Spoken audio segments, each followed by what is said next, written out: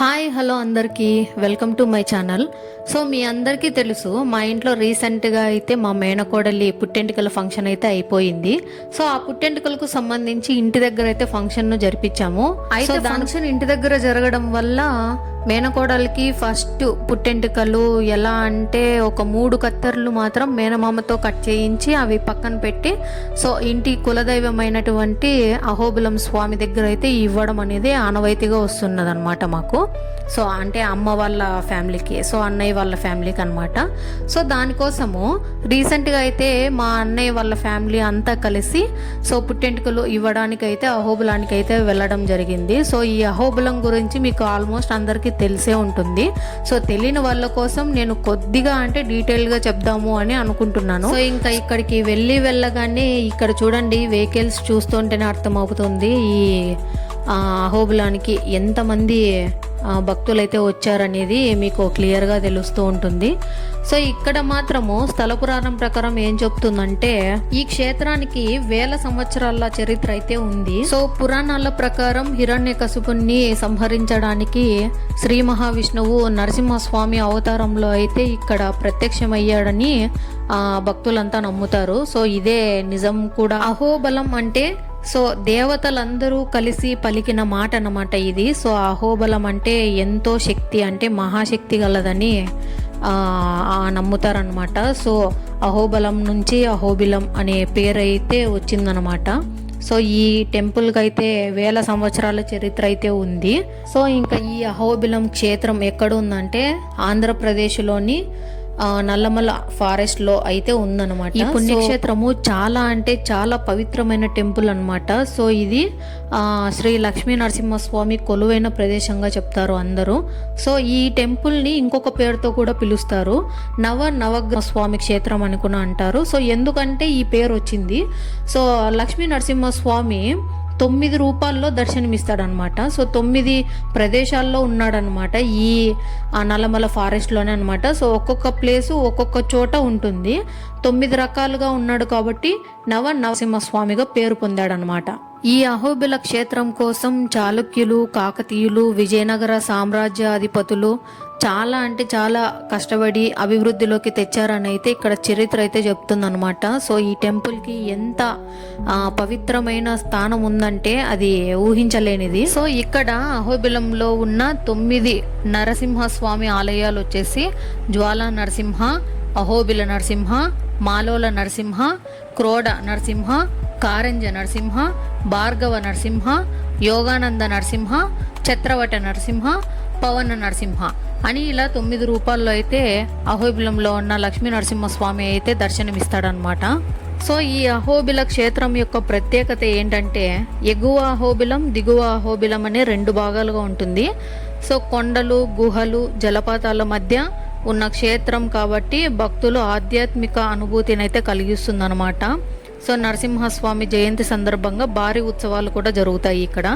So ఇక్కడ భక్తుల ముఖ్య విశ్వాసం ఏమిటంటే అహోబిలం దర్శనం చేస్తే భయాలు తొలగి ధైర్యం, రక్షణ లభిస్తాయని భక్తులు అయితే నమ్ముతారు. సో ఇంకా మా ఫ్యామిలీ విషయానికి వస్తే ఇంకా మా పాప పుట్టెంటుకలు అయితే దేవుని దగ్గర ఇచ్చి రావాలని చెప్పి వెళ్ళారు. సో ఫ్రైడే అయితే బయలుదేరారనమాట.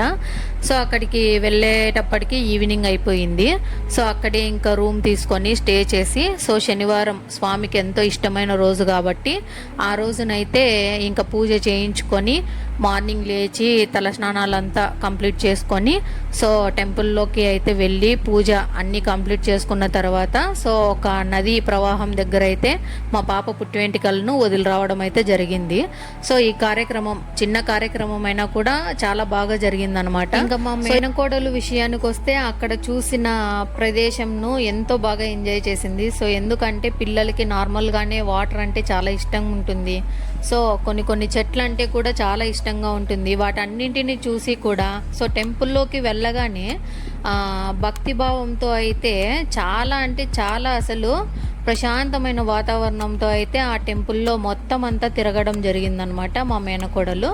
సో ఇంకా ఇక్కడ చూసినట్లయితే అక్కడ చాలా అంటే చాలా కోతులు అయితే ఉంటాయి. ఎందుకంటే అడవి ప్రాంతం కాబట్టి ఇంకా టెంపుల్ దగ్గర భక్తులు తెచ్చుకున్న ఏవన్నా ఫ్రూట్స్ కానివ్వండి, ఏదన్నా పాలు కానివ్వండి ఇస్తాననే ఉద్దేశంతో ఆ సరౌండింగ్స్లోనే తిరుగుతూ ఉంటాయి. కాకపోతే భక్తుల్ని అవి ఏమే కానీ చేయవన్నమాట. సో నెంబర్ ఆఫ్ అంటే చాలా సంఖ్యలో అయితే ఉంటాయి. ఇక్కడ మీరు చూస్తున్నట్లయితే ఇది ఎగువ అహోబిలం అండి. సో ఇక్కడ జనాల్ని చూస్తున్నారా? సో జనాలు అనడం కంటే భక్తులు అనొచ్చు. సో చూస్తున్నారా, వందలాది సంఖ్యలో అయితే ఉన్నారనమాట. సో స్వామివారి దర్శనం కోసం అయితే వెయిట్ చేస్తూ ఉన్నారు. సో ఇంకా శనివారం కావడంతో ఇంకా క్రౌడ్ ఎక్కువ ఉంది. సో పైకి అయితే వెహికల్స్ని పంపించలేదన్నమాట. సో అక్కడి నుండి ఫ్రీ బస్ ఫెసిలిటీ అయితే పెట్టింటారు. సో అక్కడ నుండి మీరు పై దాకా అంటే కింద ఒక స్టాపింగ్ ఏరియా అనేది ఉంటుంది. సో స్టాపింగ్ ఏరియా నుండి ఫ్రీ బస్సెస్ అనేది ప్రొవైడ్ చేస్తారు కాబట్టి టెంపుల్ పైకి అలో చేయడానికి.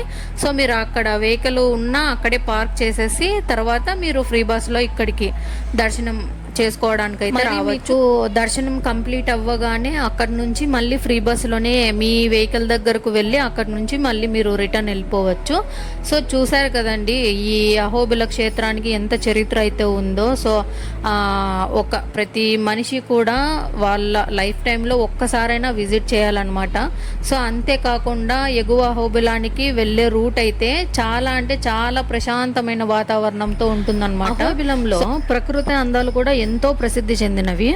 సో అడవులు, చిన్న చిన్న జలపాతాలు, పక్షులు భక్తులకు మనశ్శాంతినిస్తాయి అన్నమాట. అందుకే చాలామంది భక్తులు మాత్రమే కాదు ప్రకృతి ప్రేమికులు కూడా ఇక్కడికి వస్తుంటారు. సో ప్రతి సంవత్సరం నరసింహస్వామి జయంతి మరియు బ్రహ్మోత్సవాలు ఎంతో ఘనంగా నిర్వహిస్తారు ఇక్కడ. ఆ సమయంలో వేలాది మంది భక్తులు దేశం నలుమూలల నుంచి వచ్చి స్వామిని దర్శించుకుంటారు. సో అహోబిలంలో మనకు భక్తి, ధైర్యం మరియు దేవునిపై విశ్వాసం ఎంతో గొప్పవని నేర్పుతుంది.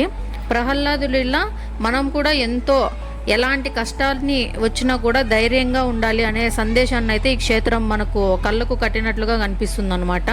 సో చివరిగా ఏంటంటే మనం ఆంధ్రప్రదేశ్లో ఉన్న ఈ పవిత్ర క్షేత్రాన్ని ప్రతి ఒక్కరు కూడా జీవితంలో ఒక్కసారైనా కూడా దర్శించుకోవాలి. సో నేను మన ఫాలోవర్స్కి చెప్పేది ఏంటంటే, సో మీ లైఫ్లో ఒక్కసారైనా కూడా ఈ ప్లేస్ని అంటే శ్రీ లక్ష్మీ నరసింహస్వామి టెంపుల్ని మీరైతే దర్శించుకోవాలి, ఈ అహోబిల క్షేత్రాన్ని అయితే.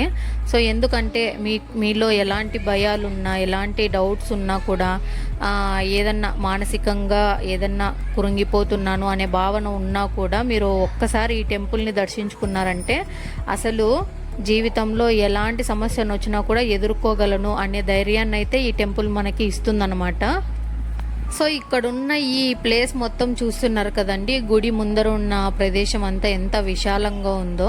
సో ఇక్కడ మనకు ఎన్టీఆర్ గారు సినిమా తీశారు, గుర్తుందా అండి? మొత్తం అంతా ఈ ప్లేస్లోనే అన్నమాట. సో బ్రహ్మంగారి చరిత్ర అనే మూవీ మీరు చూసే ఉంటారు. సో ఆ మూవీ షూట్ అంతా కూడా ఇక్కడే జరిగింది, ఈ అహోబిల క్షేత్రంలోనే జరిగిందనమాట. సో ఫైనల్గా ఈ వీడియో గురించి బాగా వివరించానో లేదో తెలియదు. సో వివరించిన విధానం ఎలా ఉందనేది కామెంట్ చేయండి నాకు. సో వీడియో నచ్చితే కన్నా లైక్ చేయండి. మరిన్ని ఇలాంటి వీడియోస్ కోసం అయితే మన ఛానల్ని సబ్స్క్రైబ్ చేసుకోండి. Thanks for watching guys. Next వీడియోలో అయితే మళ్ళీ కలుద్దాం.